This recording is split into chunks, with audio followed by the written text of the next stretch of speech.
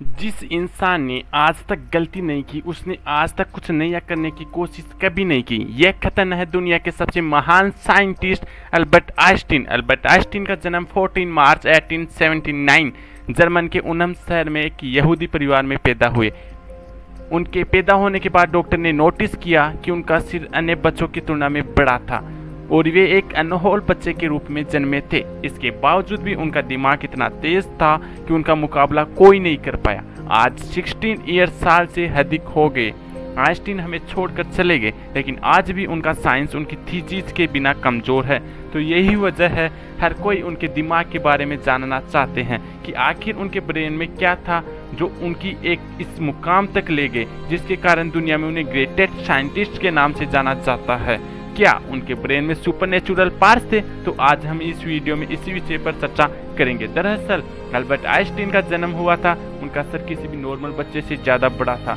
Normal बच्चे 1 या 2 साल की उम्र में बोलना सीख जाते हैं, लेकिन आइंस्टीन 4 साल की उम्र तक बिल्कुल भी बात नहीं कर पाते थे। अगर एक दिन जब वो माता पिता के साथ रात के खाने पर बैठे थे तो अचानक बोले कि सूप कितनी गर्म है। अपने बेटे को अचानक इतना साफ बोलते देखकर उनके पेरेंट्स हैरान हो गए और खुश भी हुए, परंतु बाद में उनसे जब पूछा गया कि अब तक तुम चुप क्यों थे, तो आइंस्टीन ने अजीब सा जवाब दिया कि अब तक तो सब कुछ ठीक था। आइंस्टीन के जीवन से जुड़े अजीबोगरीबों किसी यही नहीं रुके, बल्कि उनके बड़े होने पर भी कई ऐसी आदतें थी जिनके बारे में सुनकर हर कोई हैरान रह जाता है। जैसे कि अल्बर्ट आइंस्टीन को डेट और फ़ोन नंबर याद रखने में प्रॉब्लम होती थी, यहाँ तक कि उनको खुद का टेलीफोन नंबर भी याद नहीं रहता था। एक बार उनके सहकर्मी ने उनका टेलीफोन नंबर मांगा तो आइंस्टीन ने अपने पास रखे टेलीफोन डायरी में अपने फ़ोन नंबर खोजने लगे।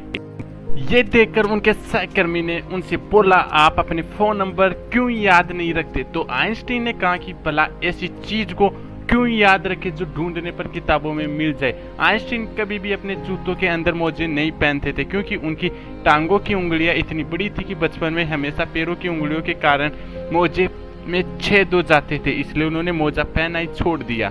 यहाँ तक कि वो अपने जूतों के फीते भी दूसरों से बंधवाते थे, उन्हें जूतों के फीते बांधना नहीं आता था। दोस्तों, आइंस्टीन हमेशा कहते थे कि मेरे अंदर कोई ऐसी खास चीज़ नहीं है, पर मैं तो केवल एक ऐसा इंसान हूँ जिसमें केवल यूनिवर्सिटी कूट कूट कर भरी हुई है। लेकिन आपको जानकर हैरानी होगी कि आइंस्टीन हमेशा से इतने बुद्धिमान नहीं थे। बचपन में पढ़ाई में बहुत ही कमज़ोर थे, इसलिए बचपन में उनको गिनती बेवकूफ़ बच्चों में की जाती थी। उनके कुछ हरकतों से तो कुछ लोग तो शारीरिक रूप से विकलांग कहना भी शुरू कर दिया था। खास करके उनके टीचर भी उन्हें पसंद नहीं करते थे, क्योंकि वो सिर्फ साइंस और मैथ्स में ही पास हुआ करते थे, कि सब्जेक्ट में फेल होते थे। और बचपन में ही आइंस्टीन किताबी कोई रुचि नहीं थी। हालांकि इसके बावजूद भी साइंस में कई ऐसी थीसिस है जिनके बिना आज भी साइंस कमज़ोर है, और यही वजह है कि उनका दिमाग चर्चा का विषय बना हुआ है।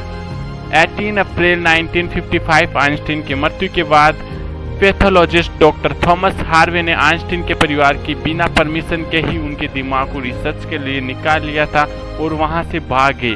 उनकी इस हरकत के कारण डॉक्टर हार्वे को वहां से नौकरी से निकाल दिया गया था, लेकिन उन्होंने कहा कि ऐसी सिर्फ उन्होंने रिसर्च के लिए किया है, और कहा कि वो आइंस्टीन के दिमाग पर रिसर्च जरूर करेंगे और आने वाले समय में इससे साइंस और साइंटिस्ट दोनों को ही कुछ फायदा हो सके। लेकिन रिसर्च के लिए परमिशन ना मिलने के कारण डॉक्टर हार्वे ने जार के अंदर कैद रखा। बाद में आइंस्टीन के बेटे हर्बर्ट आइंस्टीन की अनुमति के बाद डॉक्टर हार्वे ने आइंस्टीन के दिमाग पर रिसर्च करना शुरू किया। पहले उन्होंने आइंस्टीन के दिमाग का वजन किया, जिसका वजन 1230 ग्राम था, जो नॉर्मल इंसान से काफ़ी छोटा था, क्योंकि दरअसल एक नॉर्मल इंसान के दिमाग का वजन 1400 ग्राम होता है। इसके बाद डॉक्टर हार्वे ने आइंस्टीन के दिमाग को 240 भागों में बांट दिया और उन टुकड़ों को दुनिया के मशहूर रिसर्च में बांट दिया, ताकि वो अच्छे से देख सके आखिर उनके दिमाग में ऐसा क्या था जो बाकी आम इंसानों के दिमाग में नहीं था। इसके बाद डॉक्टर हार्वे ने आइंस्टीन के दिमाग के 1000 माइक्रोस्कोप टिश्यू बनाए, जिसके उसके बाद आइंस्टीन ने दिमाग की अच्छी तरह से जांच हो सके। रिसर्च के दौरान पाया कि आइंस्टीन के दिमाग में आम इंसानों की तुलना में ज़्यादा सेल्स थी। आइंस्टीन के दिमाग का सेरेब्रल कॉर्टेक्स नाम का हिस्सा एक आम इंसान की तुलना में काफ़ी अलग था। दरअसल यह सेरेब्रल कॉर्टेक्स हिस्सा दिमाग का एक जरूरी हिस्सा होता है, जो सबसे जटिल दिमागी प्रोसेस के लिए मैन फैक्टर होता है, और यही हिस्सा होता है जो अजीबोगरीबों तरीकों से विकसित होता है। साइंटिस्टों का मानना है कि यही कारण है कि उनका दिमाग बहुत ही असाधारण सोचता था। जब साइंटिस्ट ने आइंस्टीन के दिमाग को बैरक्रेट एक्सटेंशन शुरू किया तो बिल्कुल हैरान रह गए। उनके ब्रेन में रिकल पेरेंटिकल ओपेरकुलम मिसिंग थे, जिसके कारण उनके ब्रेन की पेराइटल लोब की साइज नॉर्मल ब्रेन की तुलना में 20% बड़ा था। साइंटिस्टों का कहना है कि यही वजह है आइंस्टीन की मैथमेटिकल स्किल की पावर नॉर्मल ब्रेन की तुलना में बहुत ज़्यादा थी और उनके ब्रेन में न्यूरॉन डेंसिटी 17% ज़्यादा थी। इस वजह से उनको ब्रेन पैक मिलती थी। साइंटिस्ट के मुताबिक आइंस्टीन का कॉन्ट्रैक्टेशन एंड दूरदर्शिता ज़्यादा थी। साइंटिस्ट कहते हैं कि उनके ब्रेन में ज़्यादा फोल्ड भी थे, जो उनकी इथेफोलॉजी का एक और कारण था।